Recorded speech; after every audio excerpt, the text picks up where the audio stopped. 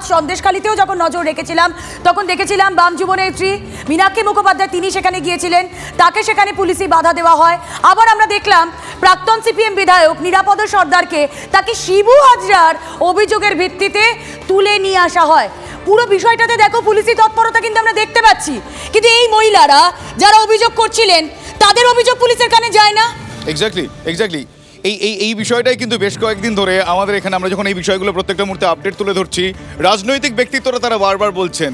খুব স্পেসিফিক্যালি প্রাক্তন এনএসজি কর্তা তিনি আমাদের জানিয়েছেন টেলিফোনে, গতকালই কথা হচ্ছিল তার সঙ্গে, তিনি বলছেন যে পুলিশ যোগ্য নয় এমনটা নয়, পুলিশ এখানকার যথেষ্ট যোগ্য, পুলিশ তার যোগ্যতার পরিচয় দেয় কখন কোথায় সেইটা একটু দেখার। মানে কখন আমরা এর আগে দেখেছিলাম যে অভিযুক্ত সে যদি প্রভাবশালী হয় তাহলে তার গা ঢাকা দেওয়ার প্রভূত রাস্তা রয়েছে, যেরকম আমরা দেখলাম শেখ শাহজাহান, কোথায় তিনি এখন আমরা জানি না, কিন্তু অভিযোগ যদি জোরদার হয় তখন দেখতে পেরেছি যে পুলিশি তৎপরতা কি তুঙ্গে ওঠে।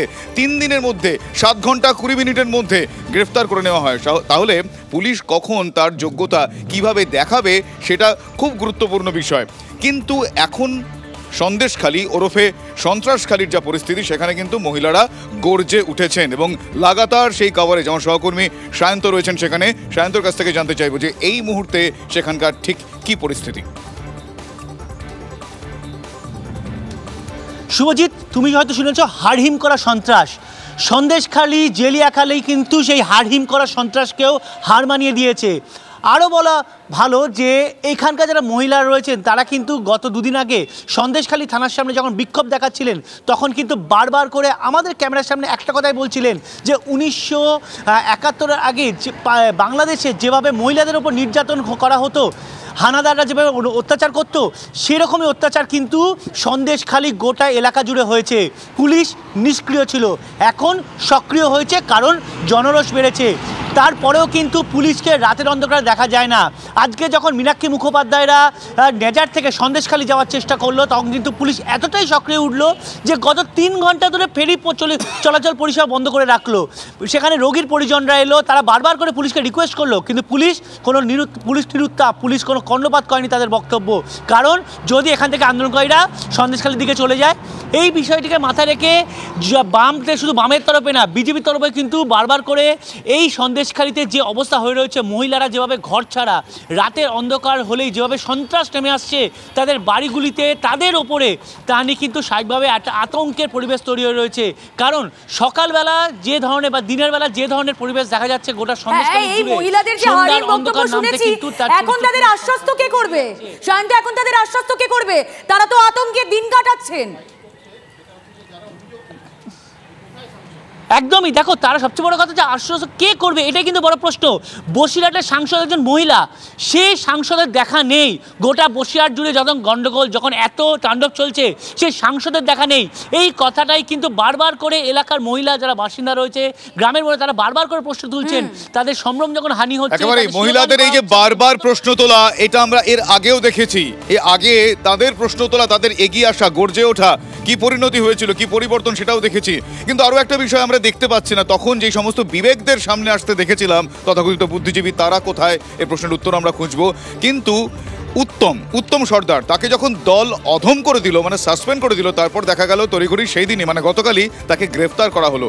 তাহলে কি এটা পরিকল্পনা মাফিক? শুধু তাই নয়, বিজেপি নেতা রাজীব সিংহকেও কিন্তু গ্রেফতার করা হয়েছিল। তাহলে কি গ্রেফতারির মধ্যে এক প্রকার ভারসাম্য রক্ষা? আমি জানবো, আমার সহকর্মী তন্ময় রয়েছেন আমার সঙ্গে। তন্ময়, এই গ্রেফতারিটার মধ্যেও কিছু বেশ ছক কষে, বেশ ভাবনা চিন্তা করে পরিকল্পিত বলে মনে হচ্ছে কি?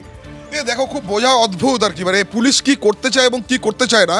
একটি ঘটনার কথা মনে পড়ছে, বর্ধমান শহরে একটি ছাত্রী, সে আত্মঘাতী হয়েছিল। সে বলেছিল আমি অত্যাচারিত, এবং সে আত্মঘাতী হওয়ার সময় তার যে লেখা সে লিখে রেখে গেছিল, সুইসাইড নোট, এবং তারপর তার পরিবার তার অভিযোগ করেছিল। সেই কাউন্সিলর নাকি পুলিশের চোখে বেপাত্তা, তিনি আবার এসডি অফিসে নিয়ে গিয়ে তিনি শপথ নিয়েছিলেন পুরসভাতে যোগ দেওয়ার জন্য। এরকম ঘটনা ঘটেছে, পুলিশ তাকে ধরেনি। অন্যদিকে এই যে বেপাত্তা রয়েছে, বারবার যে কথাটা বলা হচ্ছে, বেপাত্তা শিবু হাজরা, সেই শিবু হাজরার বিরুদ্ধে ভুরি ভুরি অভিযোগ। পুলিশ তার অভিযোগের ভিত্তিতে তার সঙ্গে নাকি কথা বলে তারপরে 111 জন, যার 1 নম্বরের নাম নিরাপদ সর্দার, সেইখানে গ্রেপ্তার করা তারা ব্যবস্থা শুরু করেছে। এখানে তোমাকে একটা ক্রনোলজি বলে তুমি মেলানো যাবে না। এখানে দেখা যাচ্ছে যে 5ই জানুয়ারি যখন ইডির ওপর হামলা হলো, তারপর কমপ্লেন হলো, সেই শাহজাহানকে পুলিশ ধরলো না। তারপরে শিবু হাজরা এবং এই উত্তম সর্দার, গোটা বিষয়গুলো TV9 বাংলার লাগাতার 37 দিন লাগাতার একমাত্র চ্যানেল যারা সামনে এনেছিল, প্রতিদিন আমরা সামনে এনেছি। সেখানে দেখা গেল 4 ফেব্রুয়ারি মহিলারা দল বেঁধে থানায় গেলেন লিখিত কমপ্লেন নিয়ে। কার বিরুদ্ধে কমপ্লেন? শাহজাহানের বিরুদ্ধে, শিবু হাজরার বিরুদ্ধে, উত্তম সর্দারের বিরুদ্ধে। কি কি কমপ্লেন? শ্লীলতাহানি, অন্যান্য রকম নির্যাতন, রাত্রে মারধর, বাড়ির মেয়েদের তুলে নিয়ে যাওয়া, জমি বাড়ি দখল। পুলিশ বলল আমরা এই কমপ্লেন নিতে পারবো না। তখন তারা বললেন একটি ভাইরাল ভিডিও আছে, যে ভিডিও আমরা প্রথম এক্সক্লুসিভলি দেখিয়েছিলাম। একদম। সেখানে উত্তম সর্দার বলছেন যে 3 দিক থেকে ঘিরে গ্রামের মানুষগুলোকে রাত্রেবেলা ব্যবস্থা করে দিচ্ছি। সেই ভিডিও মানে অডিও থাকার পরেও পুলিশ বললো যে না, এই অডিও যে উত্তম সর্দারের তার কি প্রমাণ?